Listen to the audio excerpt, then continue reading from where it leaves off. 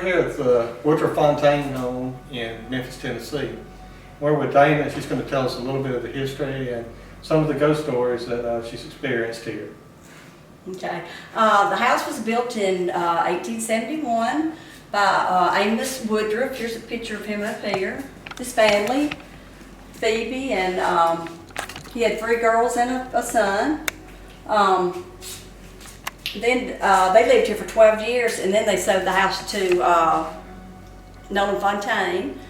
We've got some of their pictures out there in the hallway. We've got some of our restoration photos here. The APTA saved the house from being torn down. The city owned the house at that time, in which they still do, but they were going to tear it down. So the APTA came in and raised enough money to save the house. So opened up for tours. It was in pretty bad shape there at one time. Yeah, it was. We opened up for tours in 1964, and we're still here doing tours. Wow. I've had several things, a few little ghostly things happen to me here. I was here by myself waiting on another volunteer to get here, and I had gone upstairs and I was coming down the stairs and I heard someone in this area here say, "Hey Dana," you know, like that. And I'm like, of course I thought it was him. I said, "Hey, I'm up here," you know, but he wasn't here. I was still here by myself. So I've heard voices, several children giggling. As a matter of fact, we heard some last week during the tour. We're on the 2nd floor. Oh, And just one docent was down here. We heard it sound like a group of little kids just coming in this hallway, just talking and giggling. Of course, I looked over, you know, down to some like, what is that? You know, everybody in the tour heard that, so that was a pretty good one. and this is the time of year too. Everything picks up in August through November when yellow fever came through. Yeah. And activity supposedly picks up during this time. Yeah, well, evidently it does. We've had some activity over the last 2 or 3 weeks, more than what we normally do during the day, anyhow. So, you know, we'll see how it goes. Of course, we have everything. You know, we're in our morning season right now, so we've got all the black. Yeah, it's even during the daytime, it's pretty dark and dim and dreary when you come in, because you know the shutters would stay shut until, you know, we've got the house going like it would be if someone in the house had passed away, you know, from yellow fever or whatever through this time, and they would close up all the shutters, and until the deceased was buried, you know, they wouldn't open them back up. So how many funerals or bodies were laying in wait in here? You know, in this house, well, I mean, most likely probably just one in this house. You know, during the yellow fever, you know, they all most of the wealthy left town, so there were just very few people that were here in town through all that. How many documented deaths were in this house? I'm sorry. Documented deaths. Oh, okay. There were 1, 2, let me see, 5. 5. Mm-hmm. Yeah, 5 that were documented. 2 children. No, just one baby. A baby. That was Molly's baby, and then her husband Egbert died like 6 months after the baby did. And then of course Mr. Fontaine, and then Elliot Fontaine, and then Virginia Fontaine. She was the last one to pass away here. She was the last one to live here. Can you show me some of the rooms that they passed away in? Mm-hmm. Yeah. Mr. Fontaine got operated on in there. By his son? By his son-in-law. Son-in-law. That's a hell of a trust. His son-in-law, yeah. And what was the operation? Do you know? Oh, okay. Yes, Mr. Fontaine, in September of 1912, he had a bad kidney, so his son-in-law did surgery on him in here on the table. Was the son-in-law a doctor? Yeah, yes. Oh, I'm sorry. Yes, it was Dr. William Taylor. It was Molly Fontaine. You know, they lived across the street. That's where, you know, Nolan built that house as a wedding present to them. So, and I found out at that time there wasn't like a hospital here in Memphis. It was like 3 or 4 years after that, whenever they had the like actual first hospital here. So I guess that's why they did it here. And but you know, most likely he would have died anyhow, because you know, one of his kidneys was bad. So they all discussed it. The family discussed it and decided that was the best thing to do. He took it out, and then after the surgery, they moved him over into the ballroom, and he passed away that evening. So he didn't make it. He didn't make it. Yeah.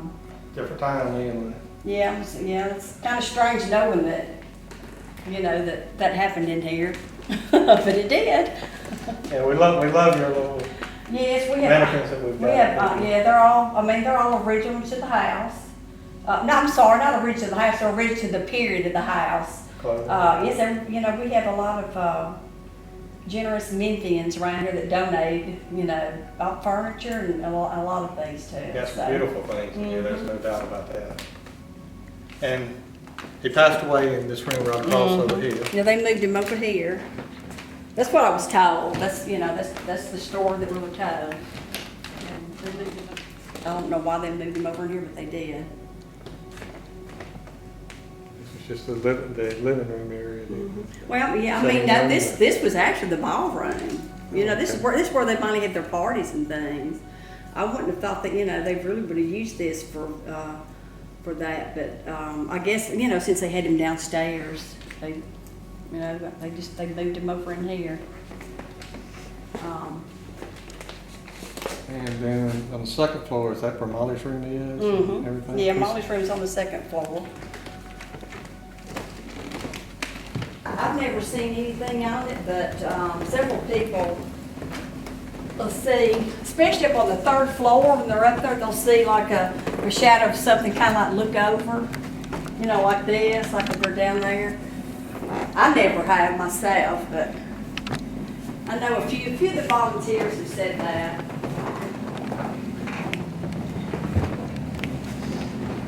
Okay, and this is the second floor. Now this is Molly's room right here. Her and she got married in that December after they moved into the house, and so she married Egbert Woodruff. So this was their room, and Mr.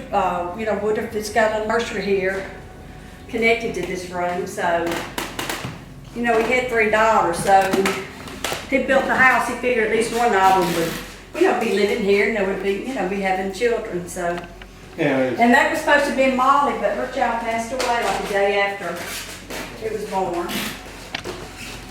And then 6 months after that, Egbert passed away from a boating accident that he had on the river.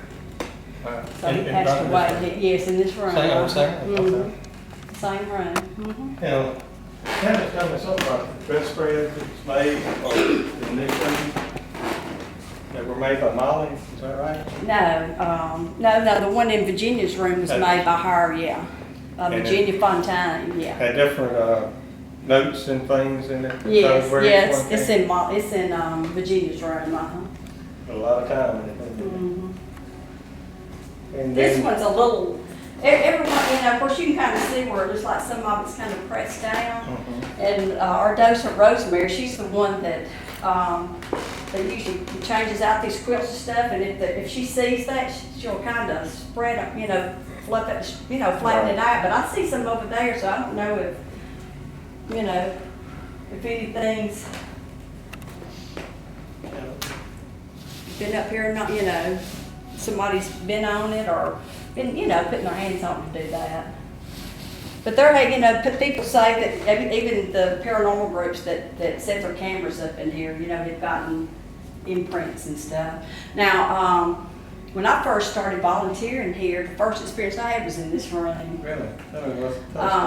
Stuff gets moved around in here for some reason. When I'm in here, that we had some little topiary flowers on each side of this dresser, and we were taking Christmas things down for taking like all the decorations down.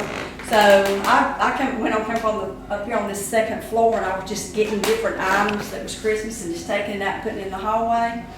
And I came back in, and one of those little topiaries was moved right here. Of course, I just got it and put it back. I went and got something else and went back out, and I came back in again, and it was there again 2 times. Then I knew, I'm like, okay.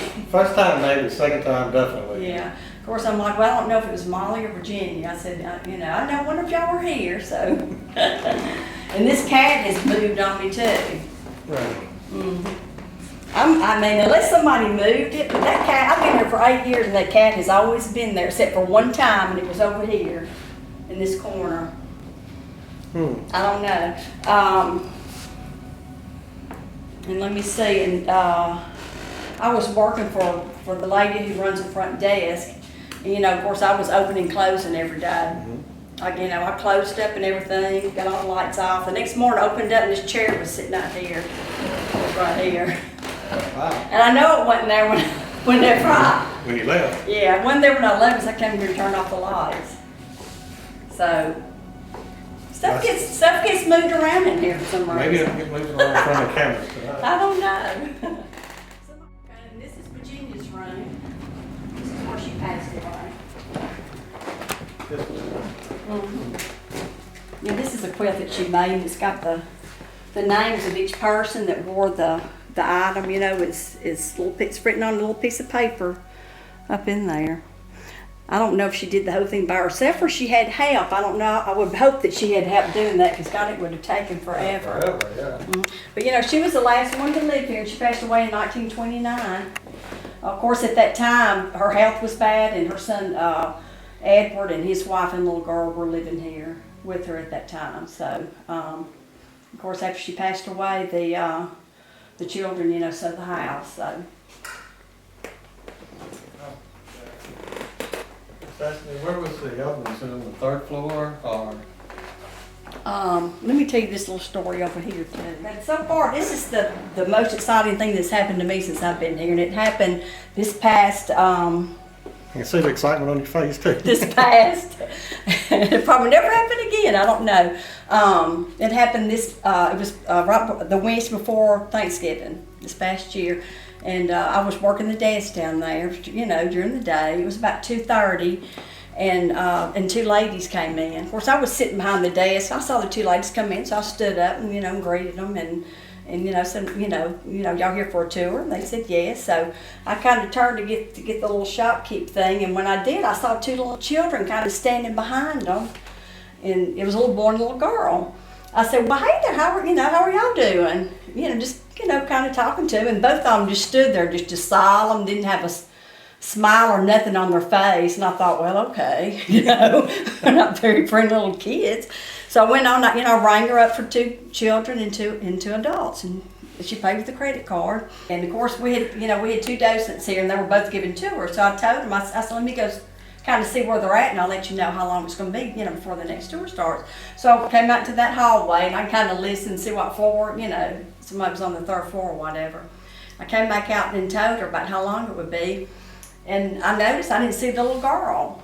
So, you know, I just kind of looked around a little bit, and I went in the kitchen and looked in there, and went down the butler's hall and looked in all the little butler, the two butler pantry rooms that we have right there.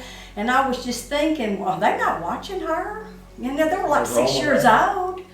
And so I'm like, so I just went out there and just asked her. I said, excuse me, but where's your little girl at? She said, I don't have a little girl. Oh wow. She said, I just have my little boy. Of course, when she said that, it didn't match. Hey. So I'm like, okay. So I called her up to the desk, and I told her, I said, I'm sorry, but I owe you $6. I rang you up for two children. She said, why'd you do that for? I said, well, because there was a little girl standing by your little boy when, you know, Wow. they came in. Wow, that's amazing, man. And, okay, now, and I swear, I've been in this room, I know, you know, I mean, a lot of times our docents, you know, like come up before me as they're doing their last tour and turn out the lights. So I have been in here quite a few times, and I've always seen this picture, this little girl here. I remember this one really well because her bangs are so short. It's the way my mom used to cut mine. But anyhow, this was that following Saturday. We were so busy that day because it was Thanksgiving weekend, so I went on and told everybody to go home. I was just working the restaurant and doing tours that day. I said, y'all go and I'll turn off all the lights. Well, I got that light over there and came over to get this one. And that's the little girl I saw right there in that picture. Wow. That's her.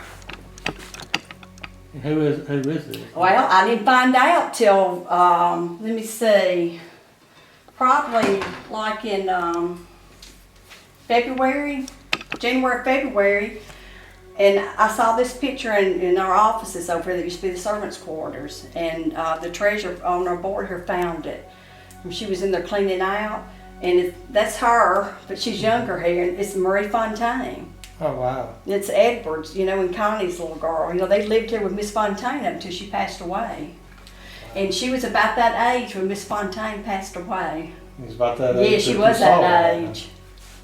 But she lived a full life, you know. She lived to be an elderly lady. But that's her. She has passed though now. Yeah. Oh yes. Of course, everybody's like, "What she have on?" I said, "I didn't notice. Yeah, I didn't really notice what she had on." But I mean, she had the little curls in her hair and everything, just like that. That's amazing. I mean, if I'd known that, I would have looked a little bit better. But I mean, I thought it was. It's just one of her children. There. Yes, yeah. I thought it was her little girl. I mean, I saw her. It was just like somebody standing there. Wow. So. Well, I think we're probably fixing to start the investigation. Yeah, I think y'all need to. We'll get the lights out here in just a minute. Y'all expect you. Is that too bright? One more place that Danny had told about us that we was almost overlooked. It's up here on the third floor. He said there's Elliot has been seen up here. Mm-hmm. Yeah, Elliot Fontaine. You know, he lived here with his mother until he passed away in 1916, I believe, when it was. He was 34. He was feeling bad one day at work. Came home 2 days later. He was gone. He had pneumonia. So. But now we had one of our volunteers was coming up the stairs, and she saw him over in this area. I think she said he was sitting in. She was either sitting on the stairs or sitting in a chair. It's been a while since she told me the story, and I don't remember I can't remember on the Ghost Hunters episode what she said. So it's been a while since I've watched it. You know, it was like 2 years ago when it came on. So she did see him up here, and He's not always made out to be the negative entity, not all the time. I don't. If he is a negative, I just don't see it. I really don't. Y'all haven't experienced anything? No. I've never experienced anything bad up here. I mean, we've had several people, ladies, say that they'll get a little push as they're going down the stairs. They'll feel a little push on their back. Ripped off, and necklace was. That was downstairs, though. That's what. That's what AJ told. I can't think of her name. You know, the lady that came here for the tour. Y'all's group. I mean, I had heard that story before, but I wasn't sure where it happened. Okay. But he said it was down in the hallway and downstairs on the first floor. Okay. In the hallway, but that's the only thing I've ever really heard up here is that. But now we have the haunted happenings every year, and it's probably about 2 years ago. They had me up here on the third floor. Of course, you know, we're all dressed in mourning with the veil and all that. I was up there by myself, waiting on people to hurry up and come up. Of course, I kept looking over, where is it? I was getting bored, and something kept jerking on my veil, pulling on. One time, I almost pulled the whole thing off. Wow. I grabbed it, yeah. So, I don't know. I would have thought it would have been a little kid, you know, had kids that come up. Because I've heard children in this room here giggling before. Me and another paranormal group was here, and we'd gone up in the tower to do some EVPs, and we were coming down. We got here to shut the door, we heard them giggling. Of course, neither one of us had our recorders on. We didn't turn them off. You can have to join us tonight, then. This is fine, y'all don't mind. Oh, you know. I don't know. I mean, sometimes I'm maybe a little bit quiet, but. We'll make up for it. I know you probably will. But I guess those are about the best, you know, as far as stuff, as far as, you know, the things that have gone on in the house that I can remember. Sounds interesting where you get started, I think. Yeah. No. Okay. Thank you. All right. Let's get rolling. Oh, That is a bright light.